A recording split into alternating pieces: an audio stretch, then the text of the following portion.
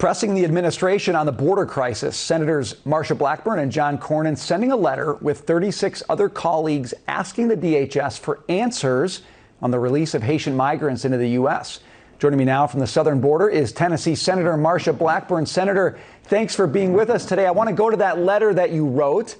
You wrote in the letter, quote, "The administration's response to the ongoing border crisis only makes it more likely that we will continue to experience surges like the one in Del Rio." Senator, tell us what you saw on the border today.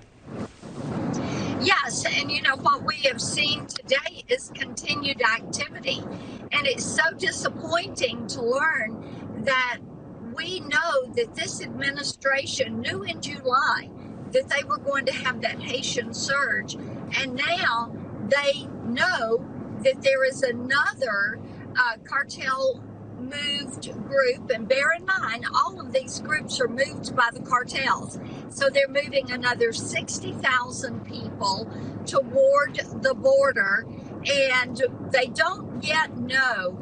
Our border patrol, which they're doing a fantastic job, and Operation Lone Star, which is the Texas Governor Abbott's program, they're doing a great job.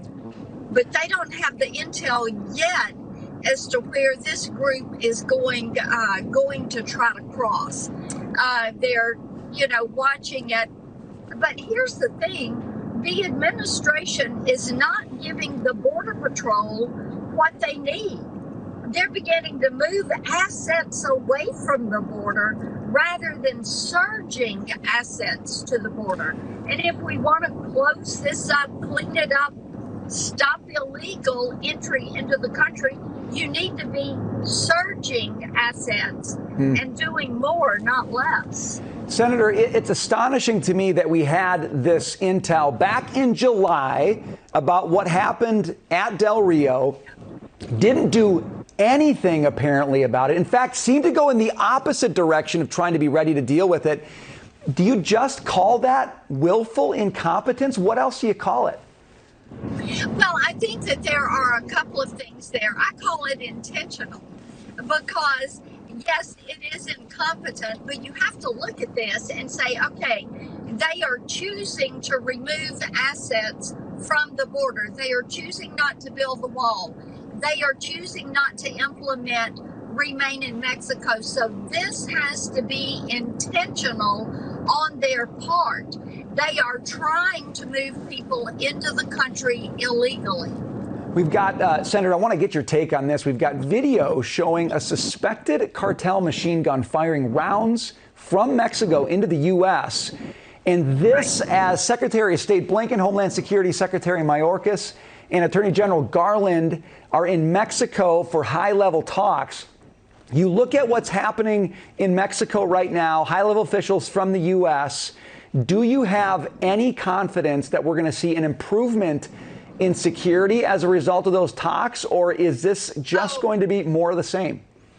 I was reading Secretary Blinken's comments a few minutes ago, and it sounds like pablum. Mexico and all 150 countries who have had some of their citizens cross illegally into the U.S., they need to know we're not going to put up with this. They need to know that people are going to have to remain in Mexico. They need to know that we are putting our taxpayer dollars into securing our border, while it is the cartels that are the ones making money on this. Cartels are making millions of dollars every week. And you know what, Brian? Because of this, every town is a border town. Every state is a border state. When you talk to the Border Patrol agents and the Texas Highway Patrol that are down here on the border, they will tell you about the amount of drug trafficking, what they're apprehending.